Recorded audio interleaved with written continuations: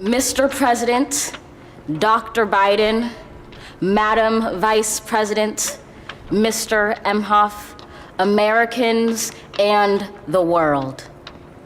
When day comes, we ask ourselves, where can we find light in this never-ending shade? The loss we carry, a sea we must wade. We've braved the belly of the beast.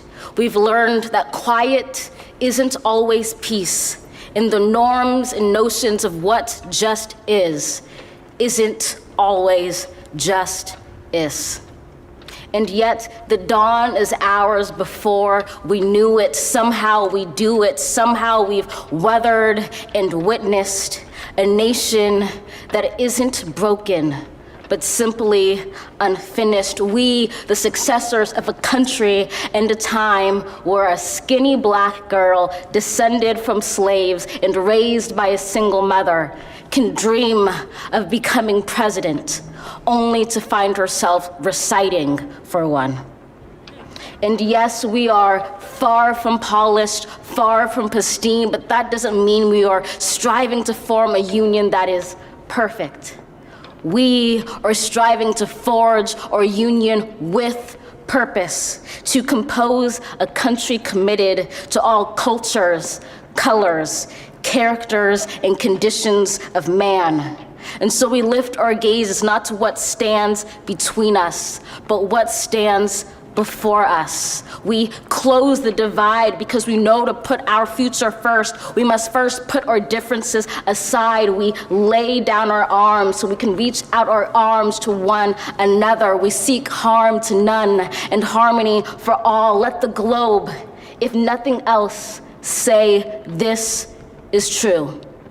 That even as we grieved, we grew. That even as we hurt, we hoped. That even as we tired, we tried. That we'll forever be tied together, victorious, not because we will never again know defeat, but because we will never again sow division. Scripture tells us to envision that everyone shall sit under their own vine and fig tree, and no one shall make them afraid. If we're to live up to our own time, then victory won't lie in the blade, but in all the bridges we've made. That is the promised glade, the hill we climb, if only we dare it, because being American is more than a pride we inherit. It's the past we step into and how we repair it. We've seen a force that would shatter our nation rather than share it, would destroy our country if it meant delaying democracy. And this effort very nearly succeeded. But while democracy can be periodically delayed, it can never be permanently defeated.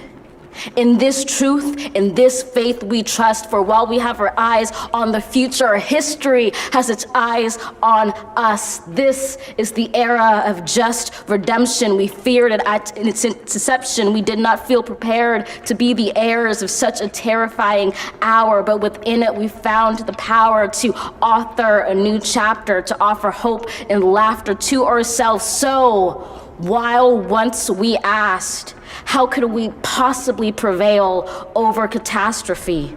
Now we assert, how could catastrophe possibly prevail over us? We will not march back to what was, but move to what shall be, a country that is bruised but whole, benevolent but bold, fierce and free.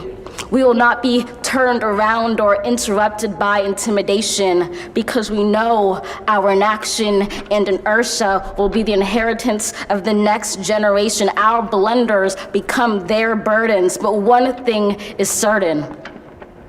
If we merge mercy with might and might with right, then love becomes our legacy and change our children's birthright.